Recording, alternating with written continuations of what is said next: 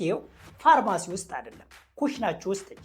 ብዙ ሰው ለተለያዩ ጉዳዮች አልትራሳውንድ ሲነሳ ድንገት ጉበት ላይ ስብ አለ ይባላል። ይህ እንደ ቀላል የሚወሰድ ነገር አይደለም። ምክንያቱም ጉበታችን እጅግ በጣም ለሰውነታችን ወሳኝ ከሆኑት የሰውነት ክፍሎች አንዱ ነው። ጉበት ከ100 በላይ ስራዎች ያሉ ሲሆን በጮማ እየተወረረ የሚሄድ ከሆነ የስኳር ችግር፣ የኮሌስትሮል መዛባት እንዲሁም ደግሞ አጠቃላይ የምግብ መፈጨት ላይ ችግር የሚያጋጥመን ይሆናል። ከዚህም ሰ ጉበትን ችግር ላይ ሊጥለው ይችላል ማለት ነው።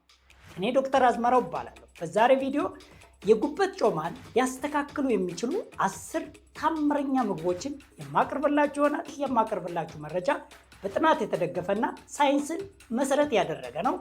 አጠቃላይ ወደ ትንታኔው እገባለሁ። በመጀመሪያ ደረጃ የጉበት ስብ እንዴት ይፈጠራል የሚለውን እንመልከት።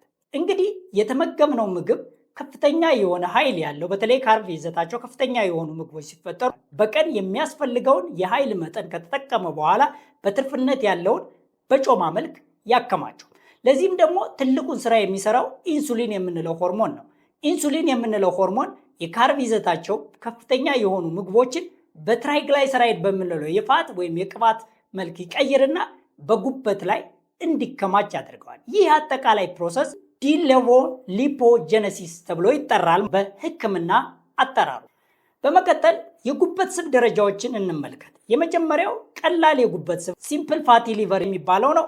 ይህን እንግዲህ ከ5% እስከ 33% የሚሆነው የጉበት ክፍል በጮማ ሲዋጥ ነው። በእርግጥ ጉበት ላይ ከ5% ያነሰ ጮማ ሊኖረው ይችላል። በሁለተኛ ደረጃ ሞዴሬት ፋቲ ሊቨር የምንለው ነው። ይሄ ደግሞ ከ33% እስከ 66% የሚሆነው የጉበት ክፍል በጮማ ሲወረድ ነው። በእርግጥ በዚህ ወቅት ጉበት የሚቆጣበት ሁኔታ ይፈጠራል። ይህም ደግሞ እየጨመረ ከሄደና በጉበት ያለው የጮማ ክምችት ከ66% በላይ ከሆነ በጉበት ላይ ጠባሳ ይከሰታል። ይህን እንግዲህ ፋይብሮሲስ የምንለው ነው። ከዚህ ደረጃ ከደረሰ በእርግጥ ለመመለስ ያስቸግራል። መካከለኛ ደረጃና ቀላል ደረጃ የተባለውን ግን ማስተካከል እንችላለን። ስለዚህ ጉበታችሁ ከመጎዳቱ በፊት ማድረግ የሚገባችሁ ነገር ላይ ትኩረት ማድረግ ጠቃሚ ይሆናል። አንድ ጊዜ ከ66% አልፎ ጉበት ሙሉ በሙሉ በጮማ እየተያዘ ከሄደ ግን ጠባሳ እየተደጋገመ ይፈጠራል። ያም የጉበት መቆጣት እየተደጋገመ በሄደ ቁጥር ደግሞ ሲሮሲስ የምንለው የመጨረሻ ደረጃ ይደርስና ጉበት ወደማይመለስበት ደረጃ ይሄዳል። አይተኬ የሆነው ይሄ ጉበት ላይመለስ ይጎዳል። ስለዚህ ይህ ከመሆኑ በፊት የሚቀጥሉትን ለጤንነታችሁ ወሳኝ የሆኑ ምግቦች እንግዲህ እንቁላል በውስጡ ኮሊን የምንለው ንጥረ ነገር አለው። ማስተካከል ትችላላችሁ። የመጀመሪያው እንግዲህ ጉበታችን ላይ ያለው ጮማ ቅድም በትራይግላይሰራይድ መልክ ይከማቻል ብያችኋለሁ። ስለዚህ ይህን ትራይግላይሰራይድ የተባለውን ጮማ VLDL ቬሪ ሎው ዴንሲቲ ሊፖፕሮቲን በምንለው ፕሮቲን አሽጎ ነው የሚልከው። ስለዚህ ይህንን ጮማ ተሸክሞ የሚሄደው ወይም ትራይግላይሰራይድ የምንለውን ጮማ ተሸክሞ የሚሄደውን ለመስራት ኮሊን የምንለው ንጥረ ነገር በጣም አስፈላጊ ነው። ይሄ ኮሊን ደግሞ የምናገኘው አንድ ከእንቁላል ነው። ስለዚህ እንቁላል ወሳኝ ነው። እንግዲህ ውድ ተመልካቾቼ የምናቀርባቸው መረጃዎች በጥናት የተደገፉ ሳይንሳዊ መሰረት ያላቸው መሆን አለባቸው። ይህን በማስመልከት እንግዲህ ቀጥዬ ከዚህ አንጻር የተሰራውን ጥናት አቀርብላችኋለሁ። እንግዲህ ሰዎችን ለረጅም ጊዜ በመከታተል የተሰራ አንድ ጥናት በአሜሪካ ቦስተን የሚገኘው የፍራንግሃም ልብ ጥናት ማዕከል ላይ የተሰራ ጥናት ነው። ይሄ አጠቃላይ 1414 ሰዎችን ያካተተ ጥናት ነው። የጥናቱ ቆይታ አጠቃላይ 6 ዓመታት እንግዲህ ለ6 ዓመታት ክትትል ተደርጎ የሚሰራ ጥናት ነው። የፕሮስፔክቲቭ ኮርት ስተዲ ይባላል። ዋና ውጤቱ ምንድነው? እንግዲህ ኮሊን እንቁላል ውስጥ የሚገኘውን ምን ያህል ለጉበት ስብ ጠቃሚ ነው የሚለውን ለመረዳት የተደረገ ጥናት ነው። እንግዲህ የጉበት ስብ በሁለት ሊከፈል ይችላል። ነን አልኮሊክ ፋቲ ሊቨር ዲዚዝ እና አልኮሊክ ፋቲ ሊቨር፣ ያ ማለት በአልኮል ምክንያት የሚመጣና አሁን በነገርኳችሁ ደግሞ ከአመጋገብ ጋር የሚመጣውን ችግር ነው። ስለዚህ ከአመጋገብ ጋር የሚመጣውን ችግር ለመፍታት ነን አልኮሊክ ፋቲ ሊቨር ዲዚዝ ላይ ነው ማለት ነው የተጠናው ጥናት። እንግዲህ ይህን ኮሊን ወይም ደግሞ እንቁላልን አዘውትረው የተመገቡ ሰዎች ለጉበት ስብ የመጋለጥ እድላቸውን 28% ቀንሷል። በተለይ ወንዶችን፣ ይሄ በአማካይ ነው እንግዲህ ሴቶችም ወንዶችን ደግሞ የበለጠ 32% ለጉበት ስብ የመጋለጥ እድላቸውን ዝቅ ያደርጋል ማለት ነው። በሁለተኛ ደረጃ ፋቲፊሽ የምንለው ነው። ይሄ ደግሞ እንግዲህ ስብነት ያላቸው አሳዎች ናቸው። እነዚህ ጥቅሙ ምንድነው? እነዚህ አሳዎች ኦሜጋ 3 ኢፒኤን ዲኤችኤ ይዘቱ ከፍተኛ የሆኑ እንግዲህ አሳዎች እነዚህ ኢፒኤን እና ዲኤችኤ ትልቁ ጥቅሙ ምንድነው? በጉበትን መቆጣት ወይም ኢንፍላሜሽን ይቀንሳሉ። ቅድም ደግሞ የነገርኳችሁ ኢንሱሊን የምንለውን ሆርሞን በመቀነስ የተሻለ ውጤት አላቸው። እነዚህ ስብነት ያላቸው ምግቦች ማለትም ጤናማ ስብ ያላቸው እንደዚህ ፋቲፊሽ የመሳሰሉት ምግቦች አንደኛ በደም ውስጥ ያለውን የስኳር መጠንም ይቀንሳሉ። የደም ውስጥ ያለው የስኳር መጠን ወይ የደም ስኳር ካልተረበሸና ከቀነሰ ደግሞ ኢንሱሊን አይጨምርም። ኢንሱሊን ካልጨመረ ደግሞ በጉበት ላይ ጮማ የመከማቸት እድሉን በእጅጉ ይቀንሳል። ስለዚህ በሁለተኛ ልታካትቱት የሚገባ ምግብ ደግሞ ፋቲ ፊሽ ወይም ደግሞ ስብነት ያላቸውን የአሳ ምግቦች ናቸው ማለት ነው። በሶስተኛ ደረጃ የምናየው ደግሞ ብሮኮሊ ምግቦች ናቸው። እነዚህ በውስጣቸው የማግኒዥየም የፖታሲየም ይዘታቸው በጣም ከፍተኛ ነው። በዚህ ላይ የተሰራ ጥናት አለ ማለት ነው። እንግዲህ ይሄ ጥናት በቻይና ላይ የተካሄደ ነው። ጥናቱ 136 ሰዎችን ያሳተፈ ነው። የጥናቱ አጠቃላይ እስከ 4 ወር የቆየ ጥናት ነው ያለው። በዚህ ጥናት ላይ የተካሄደው እንግዲህ የብሮኮሊን ለ4 ወር የሚወስዱና ያልወሰዱ ሰዎችን ኮምፔር በማድረግ የተደረገ ነው። ሁሉም የጉበት ስብ ያለባቸው ማለት ነው። በተከታታይ ለ2 ወራት የወሰዱት በጉበት ያለው የጮማ መጠን 20% ያህል ቀንሷል። ስለዚህ በጥናትም የተደገፈ መሆኑን እንግዲህ እንድትረዱት ነው። በተጨማሪም የጉበት ሴሎች የመቁሰል ለካንሰር የማጋለጥ እድሉን በእጅጉ ቀንሷል ማለት ነው ጥናቱ እንደሚያሳየው። በአራተኛ ደረጃ የወይራ ዘይት ነው። እንግዲህ የወይራ ዘይት ኦይሊክ አሲድ እና ፖሊፎኖል በውስጡ ያለው ነው። በውስጣቸው የሰልፋፎራፋን የሚባል በጣም ጠቃሚ የሆነ ንጥረ ነገር አላቸው። ይህ ንጥረ ነገር እንግዲህ በጉበት ላይ ያሉትን እነዚህ መርዛማ ነገሮችን የሚያስወግዱትን ኢንዛይሞች በማነቃቃት በጉበት ላይ የሚደርሰውን ጫና ይቀንሳሉ። እንዲሁም በጉበት ላይ የሚከማቸውን የጮማ መጠንም በመቀነስ ይታወቃል። ፌኖልስ የምንላቸው ውድ ተመልካቾች አንቲኦክሲደንት የሰውነት ብግነትን መቆጣትን በመቀነስ በጣም የታወቁ ናቸው። ስለዚህ እንግዲህ ጉበት ጮማ በያዘ ቁጥር ይቆጣል። በዚህ በመቆጣቱ ምክንያት የሚፈጠረውን እንግዲህ ይቀንሳል ማለት ነው። እንዲሁም ደግሞ ብዙ ጊዜ የጉበት ጮማ በሚይዝበት ጊዜ እንደ ኤልቲ ኤስቲ የመሳሰሉት ኢንዛይሞች የጉበት መቆጣትን የሚያመለክቱ ኢንዛይሞች ይጨምራሉ። ስለዚህ እነዚህን ኢንዛይሞች እንግዲህ በመቀነስ ይሄ የወይራ ዘይት ወይም ኤክስትራ ቨርጂን ኦይል ሌላው ወሳኝ ምግብ ነው ማለት ነው። ራንደማይዝድ ክሊኒካል ትራያል ይባላል። እንግዲህ ይሄ ጥናቱ ጥሩ እና ጠንከር ያለ ጥናት ነው። የጉበት ጮማ ያለባቸው 50 ሰዎች በዚህ ጥናት ውስጥ ተካተዋል። የጥናቱ ቆይታ እንግዲህ 3 ወራት ወይም 12 ሳምንታት ያህል ነው። እንደዚህ አይነት ጥናቶች ሲካሄዱ እንግዲህ በሁለት ግሩፕ ተከፍሎ የሚሰራው ጥናቱ ማለት ነው። በአንድ ግሩፕ ኦሊቭ ኦይል ወይም ኤክስትራ ቨርጂን ኦሊቭ ኦይል ይህንን የወይራ ዘይት እንዲወስዱ ይደረጋል። ሌሎቹ ደግሞ ፕላሲቦ ተመሳሳይ ነገር ይሰጣቸዋል። በዚህ በሁለት ግሩፕ ተከፍሎ የሚሰራ ጥናት ነው። ስለዚህ የጥናት ሲጠናቀቅ ከ12 ሳምንት በኋላ የወይራ ዘይት ኤክስትራ ቨርጂን ኦሊቭ ኦይል የሚወስዱ ሰዎች የኤልቲ እና የኤስቲ የቅድም የነገርኳቸው የጉበት ኢንዛይም ጉበት በመቆጣቱ ምክንያት የሚጨምሩት ኢንዛይሞች በእጅጉ ቀንሶ ታይቷል ማለት ነው። በተጨማሪም 4.33% ወይም 3.45 ኪሎግራም ቀንሰዋል ማለት ነው። በአምስተኛ ደረጃ ቡና ነው። እንግዲህ ቡና የጠባሳ መከላከያ የጉበትን ጠባሳ በመከላከል የተሻለ አስተዋጽኦ ያለው ነው። ግሉታታዮን የሚባል ጠቃሚ የሆነ ንጥረ ነገር አለው። ይህ የጉበት ጠባሳ እንዳይከሰት የራሱ የሆነ ሚና አለው። ሜታ አናሊሲስ የሚባል ጥናት ነው። ይሄ ጥናት ደግሞ በርካታ ጥናቶችን አንድ ላይ ጨምቆ የሚሰራ ነው። 11 የተለያዩ ቀድሞ የተሰሩ ጥናቶችን በመጭመቅ እንግዲህ አቀናጅቶ የሚሰራ ጥናት ነው። በዚህ ላይ የተካተቱ ሰዎች አጠቃላይ ከ100,000 በላይ ናቸው። እያንዳንዱ ጥናት ከ10,000 ሰው በላይ አካቷል ማለት ነው። የጥናቱ ቆይታ እንግዲህ ያለፉትን 13 ዓመት ላይ የተደረጉ የፕሮስፔክቲቭ ስተዲስ ነው። ጥናቱ ምንድነው? ቡና የሚጠጡትንና የማይጠጡትን ሰዎች ነው ያወዳደረው። ቡና የሚጠጡት ሰዎች ለጉበት ስብ የመጋለጥ እድላቸውን በ23% ቀንሶ ታይቷል። ሪሌቲቭ ሪስክ የምንለው እንግዲህ 0.77 ነው። ያ ማለት 23% ቅናሽ አሳይቷል ማለት ነው። ቀድሞ ስብ የነበረባቸውን ሰዎች ደግሞ የጉበት ጠባሳ የመፈጠር እድሉን በ27% ቀንሷል ማለት ነው።